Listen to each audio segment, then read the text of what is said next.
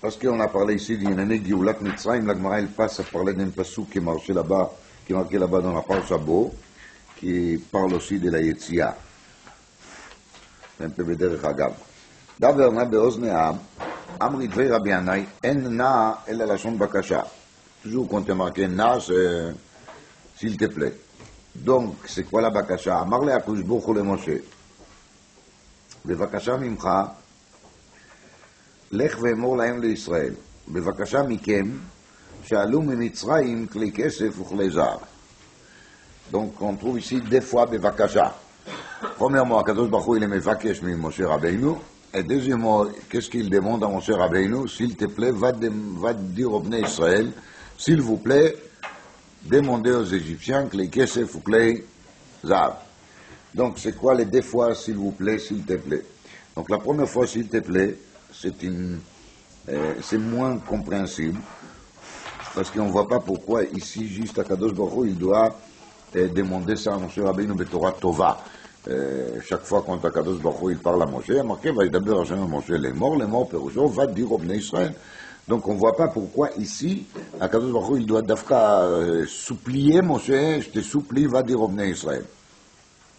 D'ailleurs, on ne comprend pas non plus pourquoi il faut dire au Bnei Israël, vous êtes supplié quoi, qu'il faut prendre de l'argent et de l'or. Normalement, quand on connaît notre public, quand il y a de l'argent à prendre, on n'a pas besoin de discuter trop, ils sont toujours là, ils font la quai vite fait, ils sont là pour prendre. Donc on ne comprend pas pourquoi ici, Moshe Rabbeinu, il doit leur demander. Donc, je parle d'abord de la question de Moshe. Pourquoi Kadosh Baruch Hu dit à Moshe bevakasha mimcha? C'est pour shnei dvarim. Echad, il faut savoir que dans les kit veyad des chasses, ces deux mots bevakasha mimcha, ils sont effacés. Dans les Dikdukei Sofrim, c'est effacé. Il reste seulement les bevakasha mikem. D'ailleurs, par rapport au Bnei Israël. Donc d'après ça, la première bevakasha, c'était pas Bevakasha, c'était un ordre, comme toujours, Moshe Rabbeinu il reçoit des ordres. Mais, sauf dans la Girsa de la Gemara chez nous, c'est bien marqué. Donc, on dit là-dessus, au nom de Rabbi Eliashiv, qu'il a dit comme ça. Bémet, c'est comme ça qu'il dit, lui. Lui, il dit que Shevet Levi, il n'a pas travaillé à Mitzrayim. Mais ils n'ont rien à faire avec le Rouge Gadol. Et ça, c'est la chita des Panim Yafot sur le Chumash. C'est Kacha. Moshe Rabbeinu, il va dire maintenant au Bnei Israël d'aller demander aux Égyptiens que les kesef avec les zav. Lui-même, il n'aura pas. Donc, ça ne se fait pas tellement. Ça veut dire d'aller dire à quelqu'un, va dire à tout le monde qu'ils ont des cadeaux, et toi, tu n'as pas.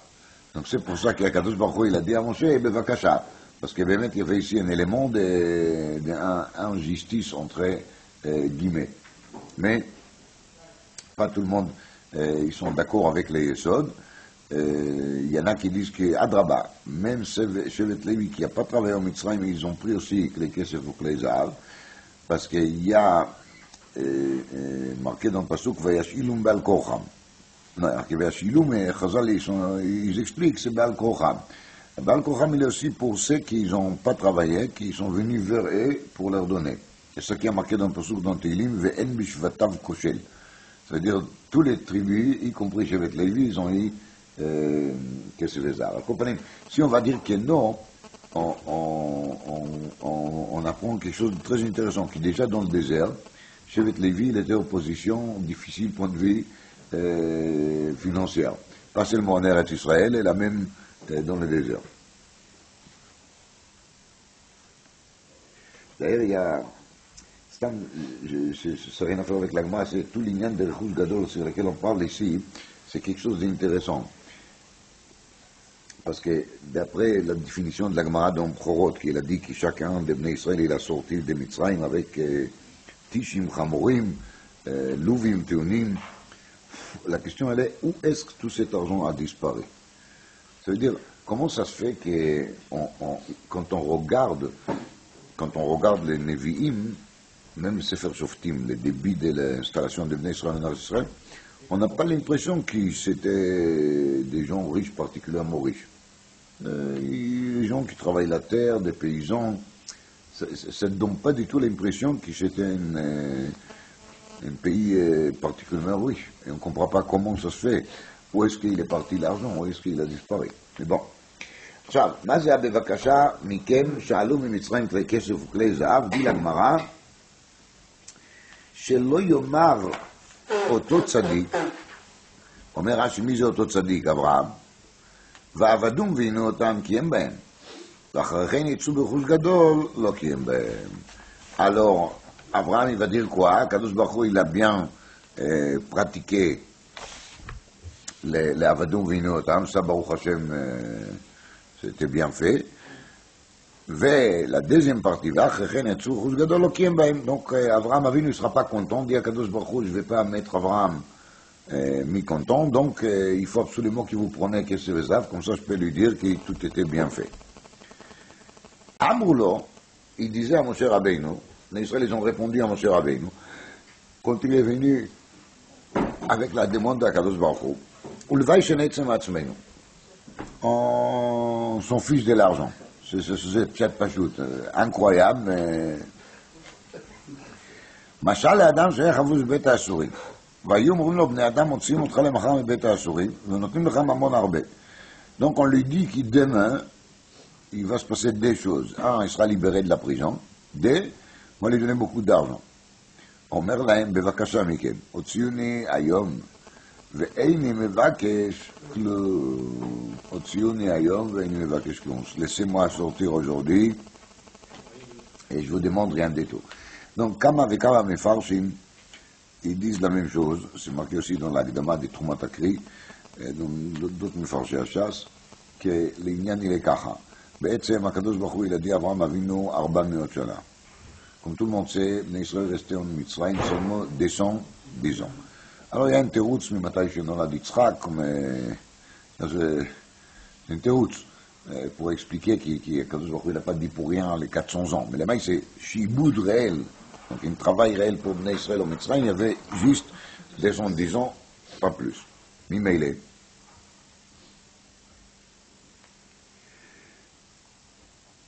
Ça répond comme à Kouchiot.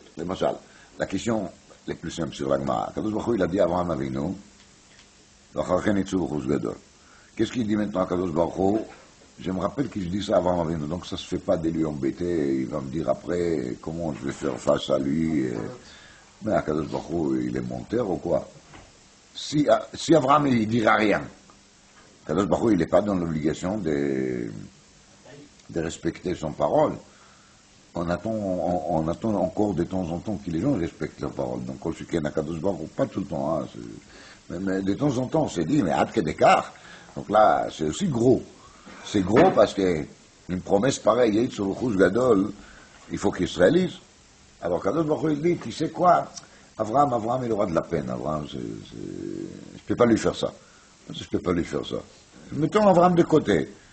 Tu dois respecter tes paroles. Tu dois tenir ton engagement. Il est trop en ta crise. Kadosh Baruch Hu, il a dit, mais Fourouch, ואחריכם, יצאו ברכוש גדול. מה זה אחרי? אחרי 400 ans. Il n'y avait pas 400 ans, il y avait 210 ans. D'ailleurs, מצד עצם הפרומס, il n'y a pas de promesse. C'est-à-dire, les traites n'est pas arrivé à terme. Si les traites n'est pas arrivé à terme, on ne devait pas avoir רכוש גדול. Et c'est pour ça qu'il il était pas tout. Mais comme ça va faire de la peine à Abraham, donc il va. Maintenant, il faut comprendre qu'est-ce que ça veut dire, ça va faire de la peine à Abraham. Alors, ça il faut expliquer. Il y a là-dessus Kama Vekama Ofanim. Il y en a qui disent qu'Abraham Avinu, il a pu avoir une ta'ana vers Akadosh Baruch Hu et de lui dire, Enoch et Nami, ils n'ont pas resté 400 ans. Ça, c'est vrai. Mais les 210 ans a été très costaud. C'est ça qu'on appelle Koshi Hashi Iboud. Ça veut dire que l'esclavage était tellement fort qu'en 210 ans, ils ont pratiquement souffert comme ils étaient censés souffrir 400 ans. Ça, c'est vrai. Et c'est pas vrai à 100%, parce qu'il y a, il y a eu deux dimensions de la chose. Il y a quand même une date qui était fixée par Akadosh Baruch Hu, ça veut dire un nombre d'années, et le nombre d'années, elle n'était pas remplie. Alors même s'il y avait Koshia Shiboud, mais sauf, il y a une condition, les conditions, il était 400, et les 400 n'étaient pas là. Mais Avraham Avinu, il va commencer à marchander avec Akadosh Baruch Hu, il va lui dire, mais comment ça se fait que il les a donné un chibout de 210 ans qui vaut 400 ans et tu ne veux pas leur donner de l'argent. Et Akadosh Baruch Hu, il ne veut pas rentrer en discussion avec Avraham Avinu. Il ne veut pas lui faire de la peine, donc c'est pour ça qu'il dit, je ne discute pas, voilà c'est comme ça, et c'est bon, et ça va. Ça, c'est le Esber qui est le Masbir Arav Amalbim.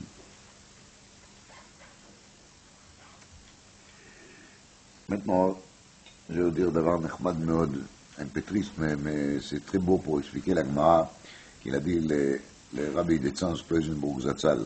Comme tout le monde sait, il a traversé lui-même la Shoah, il a perdu une femme, 10 enfants, il a souffert tout ce qu'on ne peut pas s'imaginer même. Et lui, il a dit une fois comme ça que on a vu un phénomène très intéressant que les nazis, ils n'ont pas distingué entre les juifs. Ils ont pris des juifs religieux, des juifs non religieux, et même ceux qui ils ont essayé déjà de s'assimiler depuis des générations, ils ont fait des recherches, des papiers, des anciens papiers. S'ils ont trouvé qu'il y a une arrière-grand-mère ou un arrière-grand-père pour exister Mahmerim Gdolim des côtés, ils l'ont pris avec eux.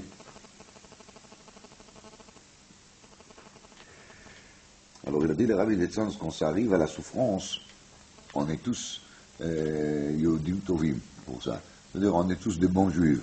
On mérite de souffrir. Et c'est ça la ta'ana d'Avraham Avinu.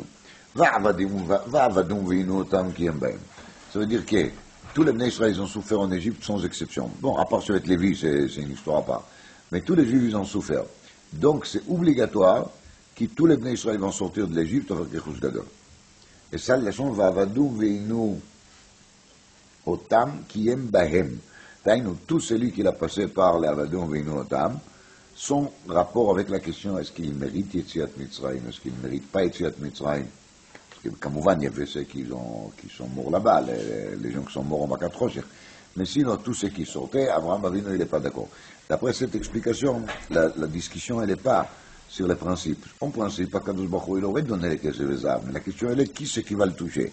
Et Abraham Avinu, il a voulu que tous ceux qui ont souffert, ils étaient considérés comme juifs l'Inyan Zé, ils seront aussi considérés comme juifs l'Inyan Kesef Ezav. Dans le Shla Kadosh, il y a marqué comme ça, que les vrais Rechush Gadol sur lesquels il a parlé à Kadosh Baruch Hu, ce n'était pas de l'or, de l'argent. Les Rechush Gadol, c'est la Kabbalat Torah que les Israéliens vont avoir quelques mois après la sortie d'Égypte. C'était ça la vraie Kavanah d'Akadosh Baruch Hu, ve'achrechen, Yehitzu b'Rechush Gadol. La Rechush Gadol, c'est la richesse des spirituels qui vont recevoir Matan Torah. Rakma, quand les Israël, ils ont sorti de Mitzrayim, ils n'étaient pas encore au niveau de comprendre ça. Donc il y avait besoin pour qu'ils sentent, et qu'Abraham, qu'il a vu leur état, ils sont aussi, qu'Akadosh Baruch Hu, il a donné parole, de leur donner le Kesef Ezav aussi. Mais באמת c'est pas לעיקר ההבטחה. מצד ההבטחה, הקדוש ברוך הוא, il était מתכוון surtout au Matan Torah. Mais ça c'était entre-temps. Parce que selon leur niveau spirituel basse actuel, c'était obligatoire de faire quoi? De passer par l'état intermédiaire de Kesef Ezav Mamash.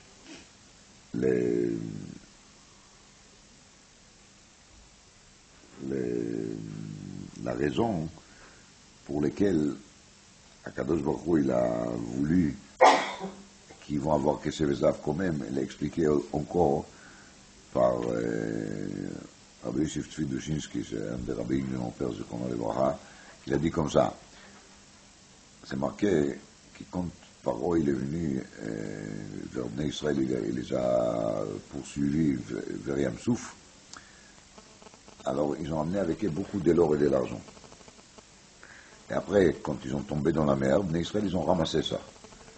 Les Chachamim nous disent qu'Igdola eta bizat hayam et bizat Mitzrayim. Ça veut dire qu'ils ont pris là-bas plus de richesses. Il a demandé à Rav Doshinsky Zatzal, mais c'était quoi l'idée des Égyptiens de venir avec de la richesse là-bas? Qui c'est qui va à la guerre avec son coffre fort? C'est n'importe quoi. Peut-être c'est une grosse question. Non? Bon, lui, il dit que les Égyptiens, ils ont voulu ramener Bnei Israël à tout prix. Ça veut dire, ils se disaient comme ça. S'ils seront d'accord de retourner par la force, tant mieux. Mais si, une fois qu'ils sont dehors, ils ne voudront pas, hein, voilà, on sait comment il faut faire avec les Juifs. On va leur proposer de l'argent. Donc c'est pour ça qu'ils ont amené avec eux de l'argent. Qu'est-ce qu'il a fait à Kadosh Baruch Hu? Il a fait sorte que chacun des Bnei Israël qui sortait des Mitzrayim, il avait déjà Tishim, Chamorim, Luvim, Nosim, Keshev et Zahav. Alors quand on est tellement chargé, alors ça y est, on est déjà pas rassasié, parce qu'on n'est jamais rassasié, mais on a plus faim, on va dire. Mais il n'y avait pas cette famine d'argent. Les Égyptiens, ils n'ont pas pu les influencer avec l'argent qu'ils sont amenés. Encore une chose, il dit, le Rav Doshinsky Zatzal, selon le pérouche des Panim Yafot.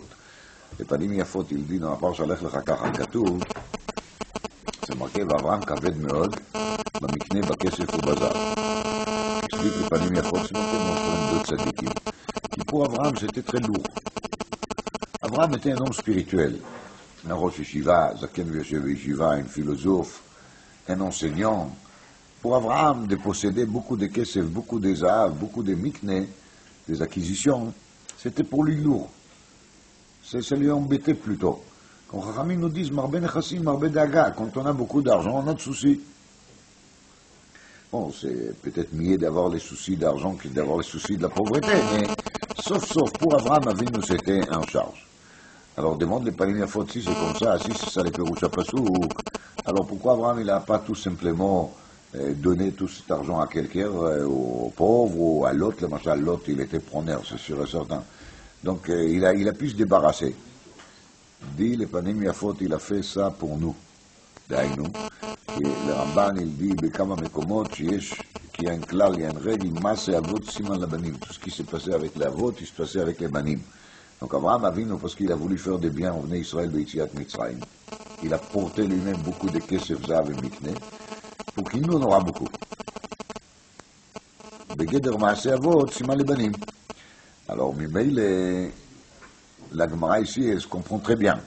Chez Loyomar, Oto Tzadik, moi j'ai souffert, j'ai porté les charges énormes de Kesef et Zahav, et tout ça j'ai fait pour qui? Pour mes descendants. Et maintenant, tu ne vas pas leur donner, alors à quoi ça servit, qui j'ai souffert? Et c'est ça la Tana, chez Loyomar, Oto Tzadik. D'après ça, la Tana, elle n'est pas sur la chose lui-même, la Tana, elle est sur la quantité. D'ailleurs, on avait besoin de beaucoup, pas d'épée.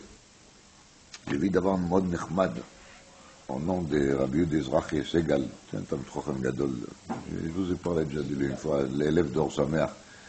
Alors lui, il dit, Perouchou Kacha, qu'Ibn Israël, quand il sortait de Mitzrayim, il s'est trouvé à un niveau très élevé de bitachon.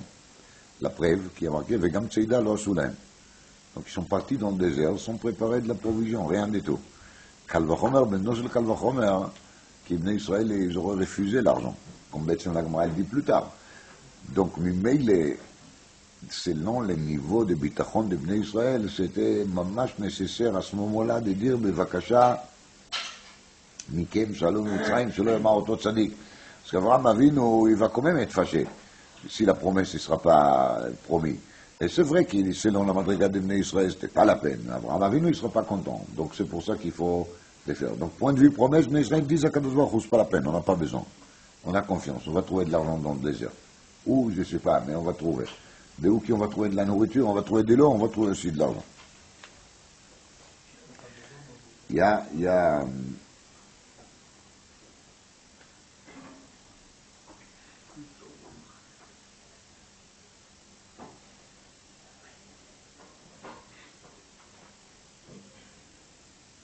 une autre explication sur cette Gemara qui j'ai lu au nom de Pnei Menachem. Le Pnei Menachem, il a dit comme ça.